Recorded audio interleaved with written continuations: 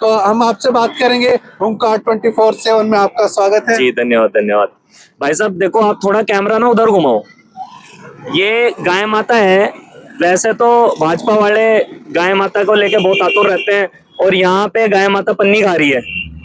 पशुओं के लिए कोई भी प्रावधान नहीं है सरकार के पास में, ना मौजूदा सरकार और ना जो उससे पहले हमारे क्षेत्र में एमएलए रहे हैं, विधायक जी रहे हैं। तो अभी तक आप परिस्थितियों को अपनी आंखों से देख सकते हैं। बहुत ज्यादा गंदगी है। अभी 10 साल आम आदमी पार्टी की सरकार रही है और 10 साल से एमएलए रहे हैं सहीराम पहलवान जी। उससे पहले 10 साल आपने भाजपा को देखा यहाँ पे।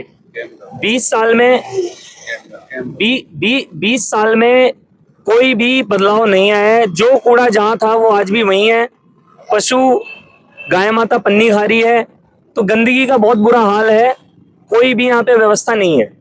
अच्छा, जहां आपने तुगलकाबाद विधानसभा क्षेत्र की बात की है, ये आम आदमी के मुद्दे हैं और इनको टच करना जरूरी है, लेकिन आप प्रदेश अध्यक्ष हैं, इस नाते हम आपसे बड़ा सवाल करना चाहेंगे कि ये बात सही है कि शीर्ष पदों में गिनती होती है रक्षा मंत्रालय की और जॉर्ज फर्नांडीज ने वो मंत्रालय संभाला है और बहुत लोग जानते हैं, जो राजनीतिक गलियारों के पंडित हैं वो जानते हैं कि समता पार्टी क्या है। लेकिन आज दिल्ली में नया आवागमन ही कहेंगे हम तो, क्योंकि पूरी तरह से वाकिफ नहीं है। इसलिए हमारा सीधा सवाल आपसे ये होगा कि समता पार्टी क्या है, आप बताइए दिल्ली प्रदेश वासियों को विशेष रूप से। देखो, समता पार्टी पुरानी पार्टी है, कोई नई पार्टी नहीं है। लगभग सभी लोग परिचित हैं। बीच में पार्टी थोड़ा सा डाउन रही है, बट अभी पार्टी दोबारा से अपनी जमीन तलाश कर रही है। दिल्ली में काफी समय से हम सक्रिय हैं और दिल्ली में काम कर रहे हैं। समता पार्टी का मेन उद्देश्य है डेवलपमेंट, कि हमें भैया डेवलपमेंट करना है। जो काम दूसरी पार्टियां नहीं कर पा रही हैं 10-10 साल 20-20 साल सत्ता में रहने के बावजूद भी, तो वो उनको हटा के समता पार्टी एक अलग आपको मुद्दा देना चाहती है। आपने समता पार्टी, जो समता का मायने ही आते हैं समानता के, जिसके अंदर न जाति न धर्म न लिंग, हर बात में बराबरी की बात की जाती है। लेकिन मैं पूछना चाहूंगा प्रदेश अध्यक्ष जी से कि आप समानता की बात करते हैं, आपकी पार्टी की नीतियों के अंदर ये बात है, लेकिन दिल्ली प्रदेश के अंदर 12 विधानसभा क्षेत्र ऐसी हैं जहां एससी बाहुल्य सीट है। अगर वहां भी समानता की गई तो उनका तो एससी समुदाय का हक मारा जाएगा। इसको लेकर आप क्या कहेंगे? देखो, सबसे पहले हम भारतीय हैं। आज जितनी भी बड़ी बड़ी पार्टियां हैं उनका सबसे मुख्य उद्देश्य यही है कि हम भारतीयों को जातियों में बांटा जाए और राज किया जाए। मेरी पार्टी, मेरे राष्ट्रीय अध्यक्ष उदय मंडल जी, हमारा सिर्फ एक ही काम है, एक ही नारा है, डेवलपमेंट। हमारे लिए हर व्यक्ति बराबर है, चाहे वो किसी भी धर्म, जाति या समुदाय से है। डेवलपमेंट के नाम पे जैसे यहाँ एक नई रीति और एक नई नीति तय की गई कि फ्री की सेवा दिल्ली के अंदर, ये माना जाता है कि जहाँ भी फ्री की राजनीति होती है उसके तार अरविंद केजरीवाल से जुड़े होते हैं। यहाँ चाहे वो फ्री कुछ यूनिट हो बिजली के, या हेल्थ सेक्टर में हो, या फिर जिस जगह कभी 2100 के नाम पर, कभी 60 वर्षों के नाम पर लगातार फ्री की राजनीति होती है। लेकिन बीजेपी कह रही है कि हम डेवलपमेंट देंगे। तो जब बीजेपी दिल्ली प्रदेश के अंदर डेवलपमेंट की बात कर रही है, तो फिर आप पर ज्यादा विश्वास करे दिल्ली की जनता या फिर भारतीय जनता पार्टी पर? देखो भाई, पहले ना मैं बात करूंगा अपनी विधानसभा की। मेरी विधानसभा, हमारी विधानसभा है तुगलकाबाद विधानसभा। तुगलकाबाद विधानसभा में अभी 10 साल से आम आदमी पार्टी के विधायक हैं। उससे पहले 10 साल बीजेपी रही है। ऐसा नहीं है कि वो सत्ता में नहीं रहे हैं। 10 साल बीजेपी रही है।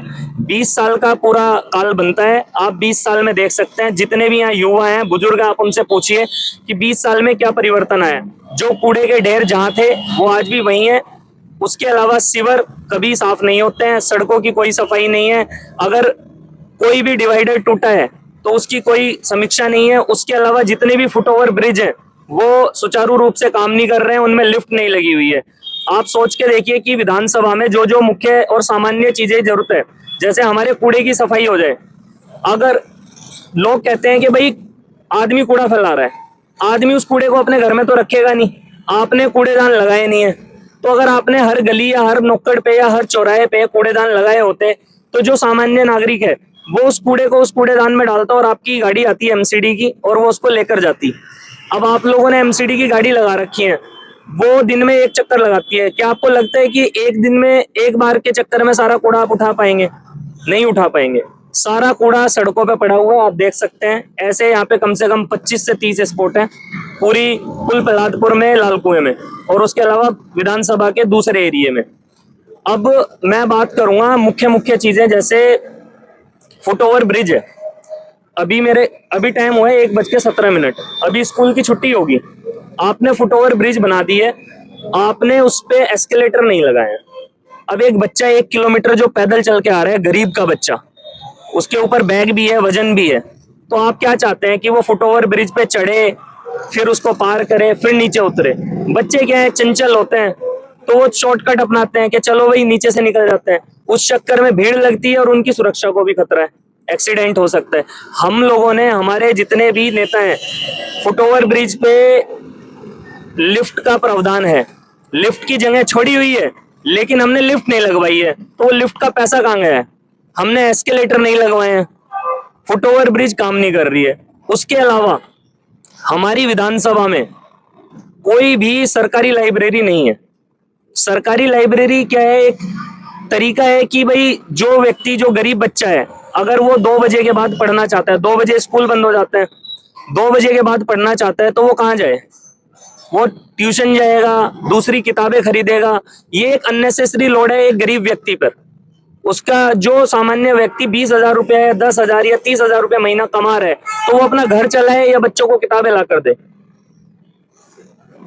तो वो बहुत ज्यादा अननेसेसरी लोड है। विधानसभा में हमें लाइब्रेरी बनानी चाहिए, 4 से 5 लाइब्रेरी होनी चाहिए। कोई सरकारी अस्पताल भी नहीं है, सरकारी अस्पताल नहीं है, कोई एम्बुलेंस की सेवा नहीं है। मुद्दे बहुत सारे हैं, लेकिन बहुत बेसिक चीजें जो हैं, जो हमारे नेताओं को बहुत बड़ी लगती हैं। आप जितनी भी झुग्गी झोपड़ी स्लम एरियाज हैं वहां चले जाइए, वहां इतनी गंदगी है कि आप वहां 1 घंटे से ज्यादा रुकना पसंद नहीं करेंगे, लेकिन फिर भी लोग वहां मजबूरी में रह रहे हैं। हमने उन लोगों के लिए कोई सुविधाएं नहीं करी हैं, ना ही उनके पास पीने का साफ पानी है, ना उनको समय समय पर उनके उपचार के लिए कोई मेडिसिन प्रोवाइड कराई जा रही है सरकार की तरफ से, ना वहाँ पे फॉगिंग है, मच्छर बहुत ज्यादा है। उसके अलावा एजुकेशन का, जैसे मैंने बताया, कोई सिस्टम नहीं है। बच्चे, छोटे छोटे बच्चे नशा कर रहे हैं, क्या होता है वो रुमाल में लगाते हैं, हाँ, फ्लूइड लगा के नशा कर रहे हैं बच्चे। ठेके पे छोटे छोटे बच्चे शराब ले रहे हैं। अब क्या है कि ठेके से हफ्ते बने हुए हैं, अब ठेके पे बच्चा जाएगा, पुलिस रोकती नहीं है, ना ठेके वाले मना करते हैं, उनको शराब मुहैया हो जाती है, तो क्या करें बताओ? ये किसकी गलती है? मेरी तो गलती नहीं है, मैं तो अभी राजनीति में हूँ। जो लोग पिछले 10 साल 20 साल से बैठे हुए हैं और लगातार शासन कर रहे हैं, सारी गलती प्रशासन की है, नेताओं की है। बात इस वक्त की जा रही है तुगलकाबाद विधानसभा क्षेत्र की, क्योंकि हुंकार मीडिया की मौजूदगी है तो जरूरी हो जाता है कि तुगलकाबाद विधानसभा क्षेत्र के बारे में भी समझा जाए। और प्रत्याशी के रूप में भी प्रवीण चौहान ने आकर अपनी दस्तक दे दी है, और किसका गणित बनेगा, किसका बिगड़ेगा, इससे बेपरवाह होकर डेवलपमेंट की राजनीति को आगे बढ़ाने का काम कर रहे हैं। भाजपा एक ऐसी पार्टी है जिनके एक निर्वाचित सांसद संसद में खड़े होकर उल जलूल भाषा का प्रयोग करते हैं और एक खास समुदाय के व्यक्ति को प्रताड़ित करते हैं। मैं बस जनता से, अपनी विधानसभा के सभी भाइयों से बस यही पूछना चाहता हूं कि आप एक ऐसी पार्टी के व्यक्ति और उनके नुमाइंदों को वोट देना पसंद करेंगे जो आपके धर्म के व्यक्ति को विशेष रूप से प्रताड़ित कर रहे हैं और बाकायदा गाली दे रहे हैं, जिसके कारण उनका टिकट भी कट गया था। मैं कहूंगा कि तुगलकाबाद के बारे में बातचीत चल रही है लगातार, और उन समस्याओं को उठा गया है जिस पर आज तक किसी ने रोशनी डालने की काम नहीं किया है। तो तुम्हारी फाइलों में शहर की रंगत गुलाबी है, ये दावा झूठा है, ये वादा किताबी है। वाकई में आज ये महसूस इन पंक्तियों को पढ़ना यूं जरूरी हुआ क्योंकि प्रदेश अध्यक्ष समता पार्टी कि प्रवीण चौहान ने वो मामलों को उठाया है जो दिलों को छू जाने वाले मामले हैं। शिक्षा के क्षेत्र में जो खामियां चल रही हैं, हेल्थ सेक्टर के अंदर जो कमियां चल रही हैं, और नशे का एक बड़ा मामला जो एक बड़ा मैटर बनता जा रहा है। एक युवा वर्ग उस दलदल में अपनी कम उम्री की वजह फंसता नजर आ रहा है। तो हमने उसको लेकर लगातार बात हमारी चल रही है और हम पूछना चाहेंगे कि आपने इन समस्याओं को समझा है। अगर जनता पर विश्वास करती है और विधायक बनाकर आपको विधानसभा भेजती है, तो फिर आपके निदान के लिए क्या करेंगे इन समस्याओं के? देखो, मैं सबसे पहले अपनी विधानसभा को एक प्रश्न पूछना चाहता हूँ, सवाल पूछना चाहता हूँ कि भाई, आप लोगों ने 10 साल आम आदमी को जिताया, उससे पहले 10 साल बीजेपी को जिताया। बीजेपी को आपने हरा के आम आदमी को आप क्यों लाए थे? आप इसलिए लाए थे कि वो आपका काम करे, आपकी विधानसभा को सुधारे और अच्छा बनाए, साफ सफाई रहे, काम हो। पर ऐसा काम नहीं हुआ है। अभी क्या है, आम आदमी पार्टी इस तरीके से पब्लिक पे एहसान जताती है कि हम ये फ्री दे रहे हैं, वो फ्री दे रहे हैं। भाई, ये आप हमें फ्री नहीं दे रहे हो, ये हमारे आप टैक्स के पैसे से ही दे रहे हो। और ये सिर्फ दिल्ली या भारत में किसी और राज्य में नहीं है। आप यूरोपियन कंट्रीज में चले जाएं, वहां पे ये सारी सेवाएं ऑलरेडी फ्री है पब्लिक के लिए, और वो लोग गाते भी नहीं है। जैसे हम ढिंडोरा पीटते हैं ना कि हमने पानी फ्री किया है, बिजली फ्री किया है, और जितना फ्री नहीं किया उससे ज्यादा हमने एड पे खर्चा कर दिया है। अभी इलेक्शन की अनाउंसमेंट हुई नहीं है, उससे पहले ही मैंने देखा है कि भाजपा और आम आदमी पार्टी के जो लोग हैं वो झुग्गी एरिया में जा रहे हैं और वहां पे जाके रात बिता रहे हैं, दिन बिता रहे हैं कि उनकी समस्याओं को समझे। मैं ये जानना चाहता हूँ कि जब इलेक्शन आता है, आपको गरीब आदमी तभी क्यों याद आता है? उससे पहले आप 10 साल में 10 बार अपनी विधानसभा में नहीं दिखते हैं। आपको सिर्फ तभी याद आता है जब आपको वोट लेनी होती है। आप उनके घर पे रात बिताएंगे, और मैं हकीकत से दावा करके कह सकता हूं, मैंने खुद देखा है कि ये सारे लोग झुग्गियों में रात बिताने के बाद अगले दिन गंगा जल से नहाना पसंद करते हैं। ये मेरे उन गरीब भाइयों के लिए, मेरे झुग्गी वासियों के लिए ये बहुत इमोशनल मोमेंट होता है कि आप उनकी ये निहायती बेइज्जती कर रहे हैं। या तो आप उनके यहाँ मत जाइए, और अगर आप जा रहे हैं तो ऐसा कदापि ना करें। उसके अलावा मैं यहाँ 30 साल से हूँ भाई साहब, 30 साल तलादपुर में हो गया है मुझे। मेरा अपना काम है, धंधा बढ़िया है, अपन खा रहे हैं, रोटी पानी चल रही है। तो ऐसी जरूरत क्यों पड़ी? जितने भी तलादपुर में ठीक ठाक लोग हैं कि भाई जिनको लगता है भीड़ ज्यादा है, गंदगी ज्यादा है, तो उस सेक्टर में कहीं घर ले लेते हैं। मैं भी ये काम कर सकता हूँ, पर अपन व्यवस्था सुधारेंगे। हम यहाँ से कहीं जाएंगे नहीं, व्यवस्था को सुधारेंगे। और मैं विधानसभा, तुगलका विधानसभा के सभी क्षेत्रवासियों से एक वादा कर रहा हूं कि अगर आप मुझे जिताते हैं तो अगले 5 साल में पूरी दिल्ली में तुगलकाबाद विधानसभा एक नजीर बनेगा। लोग कहेंगे कि भाई, अगर दिल्ली में जगह देखनी है तो तुगलकाबाद विधानसभा को देखो।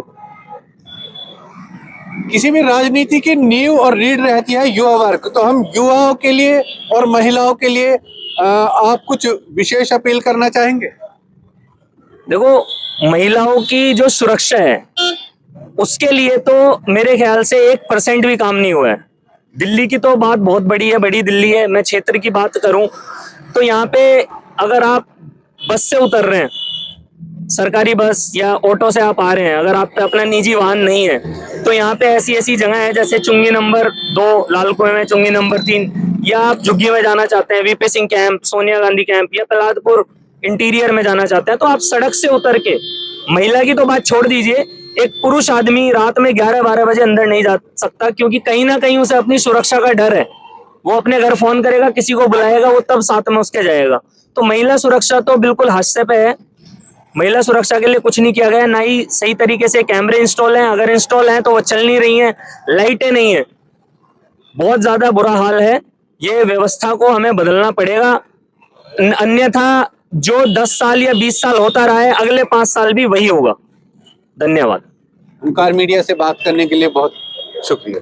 अपने शहर की लेटेस्ट खबरों के लिए चैनल को सब्सक्राइब करें और बेल आइकन को दबाएं।